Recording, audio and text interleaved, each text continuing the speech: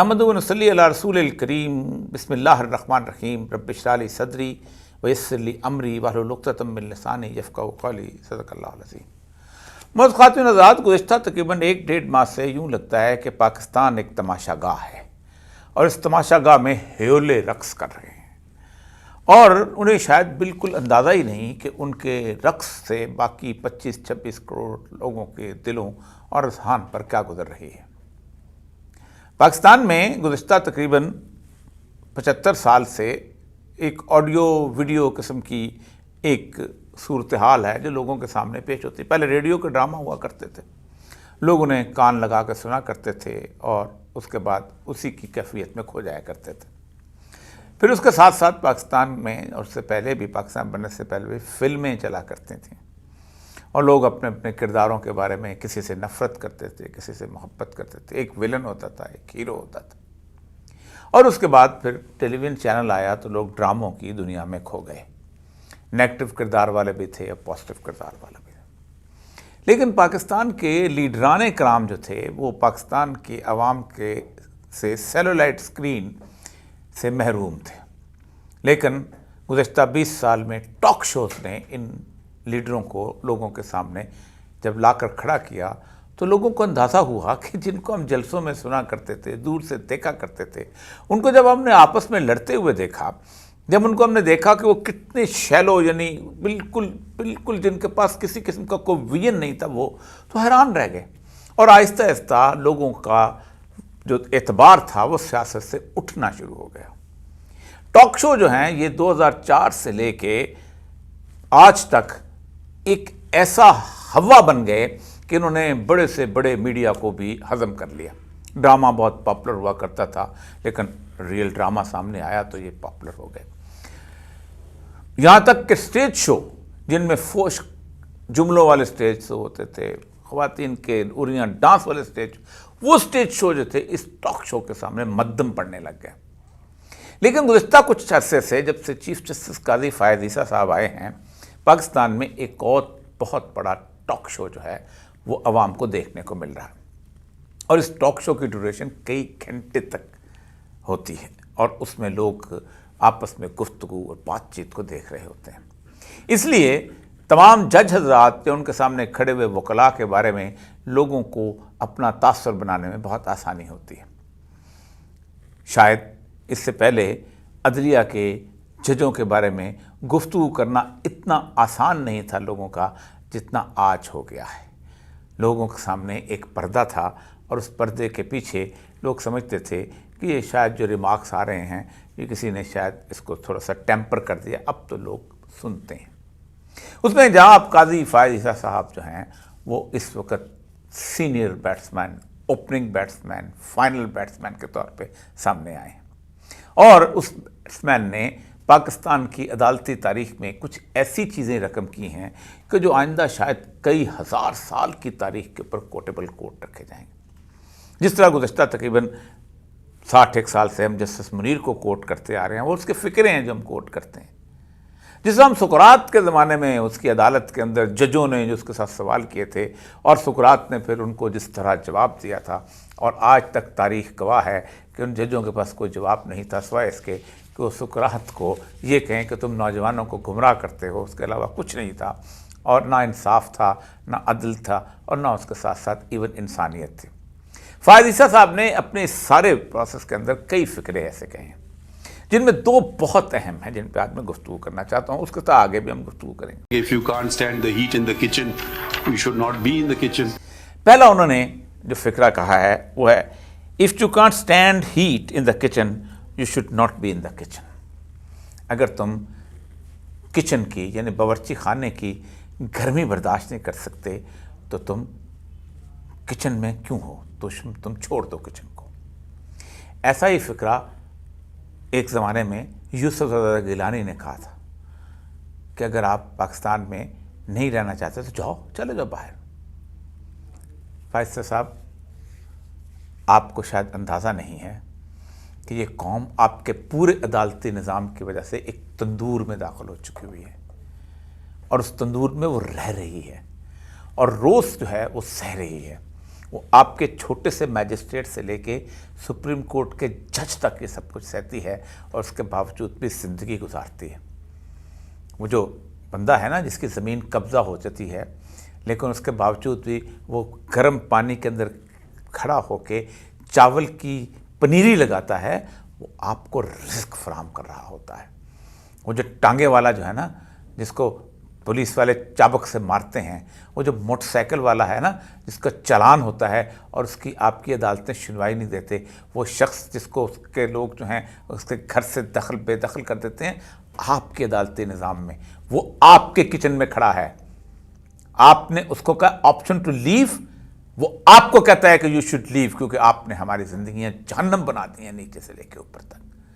آپ نے تاریخ کا ایک ایسا فقرہ بولا ہے اور پاکستان کو یہ اعزاز حاصل ہو گیا ہے کہ پاکستان کا ایک چیف جسٹس جو ہے یہ کہتا ہے ہم انصاف نہیں کر سکتے, تم نکل جاؤ, ہم تمہیں ریلیف نہیں دے سکتے, تم نکل جاؤ, ہم تمہیں کسی طور پر زندگی کے اندر آسانی آسائش, ہم مجرم کو نہیں پکڑ سکتے, تم نکل جاؤ. اور یہی ہوا ہے جو کہ اس سارے عرصے کے اندر ہوا ہے. میں اس سارے آپ کے لوگوں کے ساتھ گفتگو بات چیت اس کے بارے میں بالکل تبصرہ نہیں کرنا چاہتا. میں ایک بنیادی طور پر نفسیات دان ہوں. میں آپ کے ایک ایک فکرے کی سائیکو انالیٹیکل انٹرپریٹیشن کر سکتا ہوں اور میں بتا سکتا ہوں کہ اس فکرے کے پیچھے کون سے نفسیاتی محرکات شامل ہیں, اور شاید وقت آئے گا تو لوگ کریں گے کہ اس کے پیچھے کون سے نفسیاتی محرکات شامل تھے. ڈیفنس میکانزم آف ایگو میں آپ ریئیکشن فارمیشن میں کیا کر رہے تھے کہ جب آپ نے یہ فکرہ بولا تھا, اور یہ واقعی نظر آتا ہے کیونکہ پاکستان میں ہر سروس کے اندر داخلہ لینے کے لیے ایک نفسیاتی ٹیسٹ موجود ہے کہ آپ اس کو دیکھتے ہیں کہ ہی اسٹیبل ساؤنڈ اور ناٹ. لیکن پاکستان کی عدالت عالیہ کے کسی جج کے لیے یہ ٹیسٹ نہیں. وہ وکیل ہے تو کافی ہے اس کے وکیل ہونے کے لیے.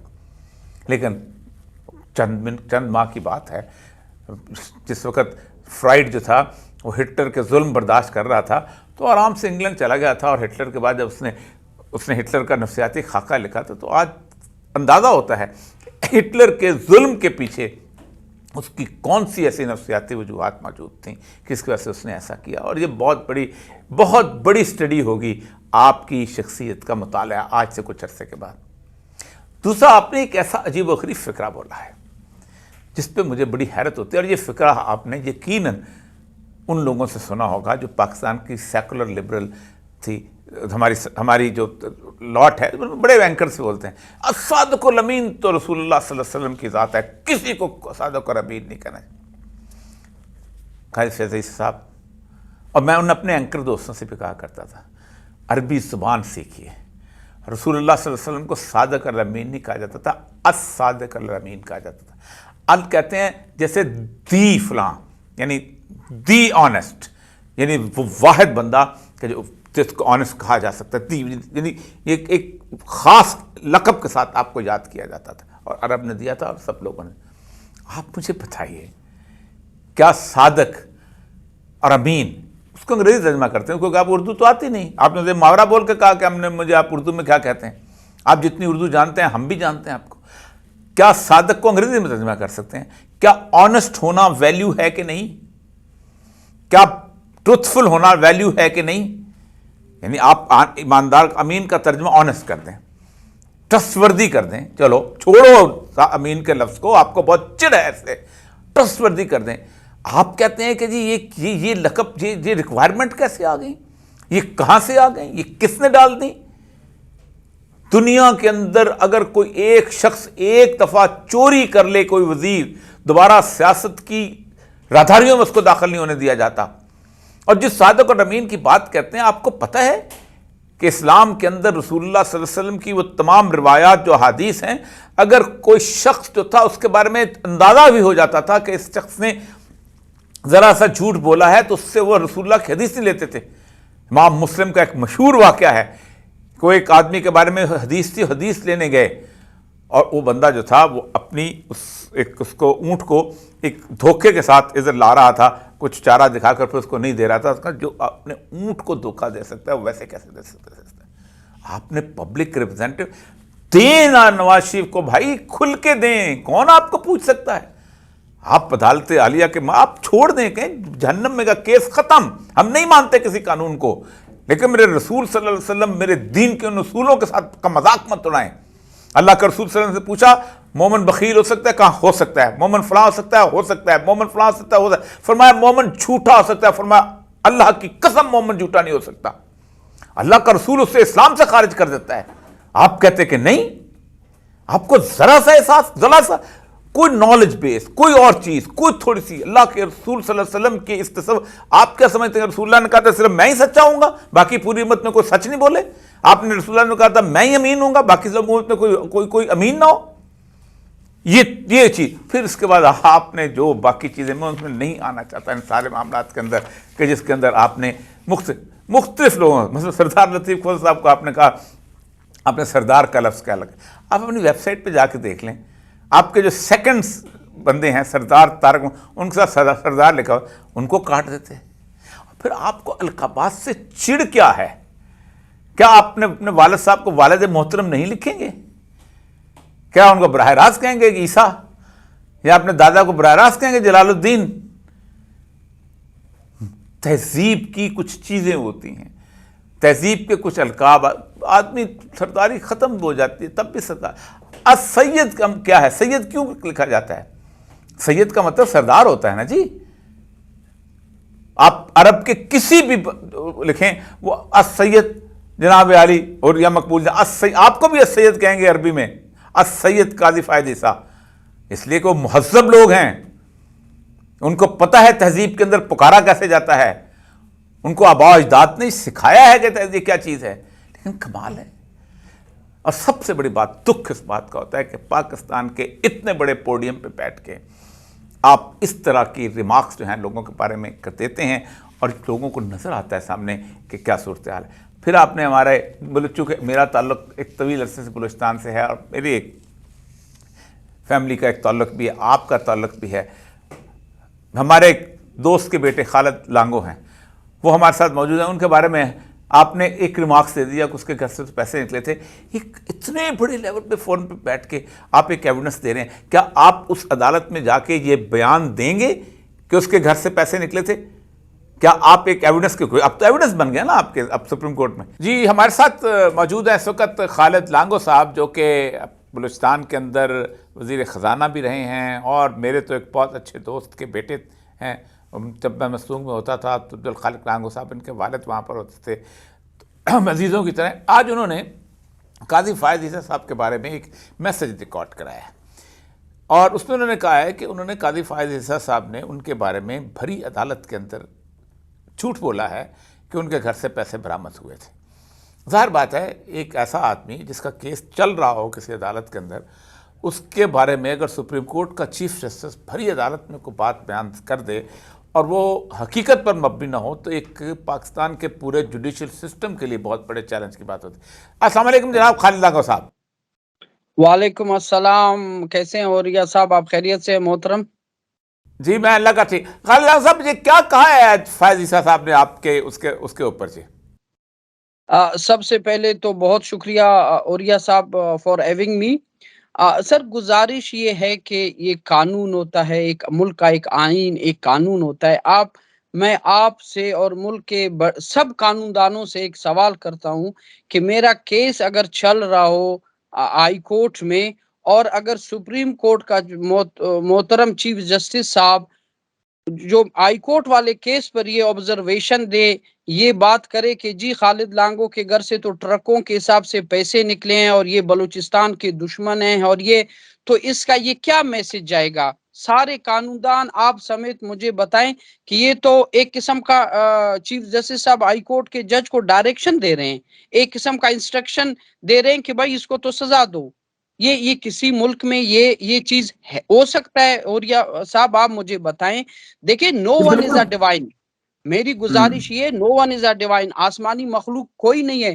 اب میں یہ سوال کرتا ہوں، میں نے جیسے کہا کہ کنٹیمپٹ آف کورٹ پہ تو لوگوں کو سزا ہو جاتی ہے، ہم انسان نہیں ہیں، عام آدمی نہیں ہیں، عام شہری نہیں ہیں، ہم عام اس ملک کے شہری نہیں ہیں کہ ہمارے بارے میں اگر کوئی غلط بات کرے۔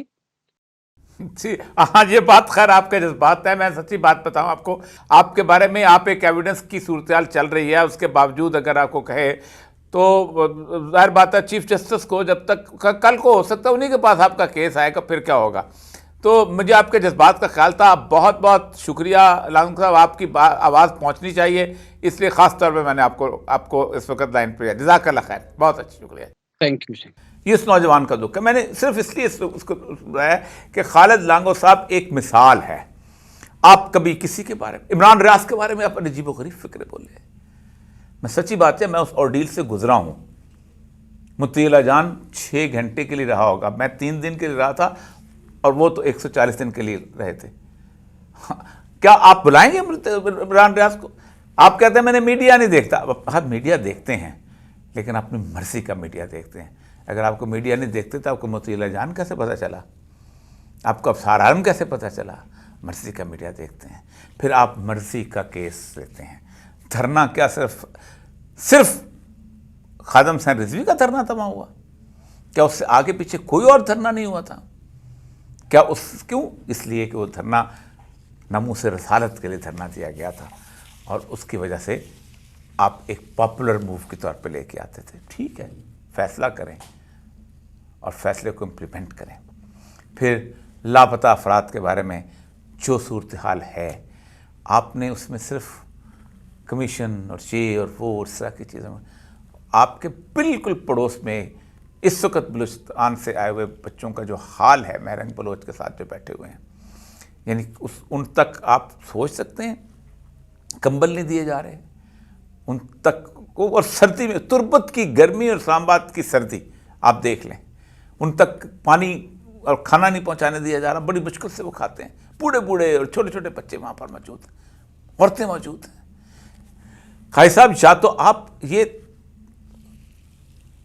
لیتے ہی نہ، یہ سٹیپ ہی نہ لیتے کہ آپ نے اس دنیا کو دکھانا ہے کہ آپ ایک زبردست قسم کے مبصر ہیں. آپ نے اپنے آپ کو ایک شاندار قسم کے مبصر، بہترین قسم کے لوگوں کا طنز اڑانے والے، مذاق اڑانے والے، جس میں لوگ تنگ آ کے کہتے ہیں کہ ہمارے سے مذاق خدا کے لیے نہ اڑائیں. آپ نے پاکستان کے اندر ایک ایسی روایت کو جنم دیا ہے کہ کوئی شخص بھی جس کے ہاتھ میں ایک تلوار ہے، کنٹیمپٹ آف کورٹ کی تلوار، وہ جس کی چاہے ذلت رسوائی کر سکتا ہے. ہائی کورٹ کیرلا کا ایک کیس ہے، آپ کی نظر کرتا ہوں. ہائی کورٹ کیرلا میں ایک جج صاحب کو ایسے ہی کسی صحافی کے ساتھ دشمنی ہوگی جس نے ان کے خلاف کو بات کی تھی، اور ان کا ایک صحافی دوست تھا مطیع اللہ جان کی طرح. انہوں نے اس صحافی کے بارے میں کہا، حکم دیا کہ اس کو میری عدالت میں پیش کیا جائے، کنٹیمپٹ کا نوٹس دے دیا. بس آپ نے جیسا آپ نے کنٹیمپٹر گرے، میں ابھی آپ کو اس پہ آتا ہوں. نوٹس ایس ایچ او کو بلا کے لاؤ. وہ گیا، وہ واپس آیا اور اس نے کہا کہ جو صحافی جو ہے وہ ایکسیڈنٹ ہوا تھا، اس کی ٹانگیں ٹوٹی ہوئی تھیں، وہ اس وقت ہسپتال میں. کیرلا کی جج نے حکم دیا کہ فوری طور پر، یہ 2001 کا واقعہ ہے، فوری طور پر اس کو حاضر کیا جائے اور اس کو اسٹریچر میں لایا جائے. جس وقت اسٹریچر عدالت میں داخل ہوا ہے، chief justice of Kerala high court نے اس جج کو توہین عدالت کے زمرے میں بلا لیا کہ تم نے ذاتی اناد کی بنیاد کے اوپر ایک شخص کو اسٹریچر میں ڈال کر عدالت کی توہین کی ہے. عدالت کی توہین جج بھی کرتا ہے، ہم سے زیادہ کرتا ہے، رسپانسبلٹی ہوتی ہے اس کو عدالت کی عزت اور وقار اور توہین. 24 کروڑ عوام کے سامنے آپ سمجھتے ہیں کہ آپ نے عدالت کی عزت اور وقار کو بحال کیا ہے؟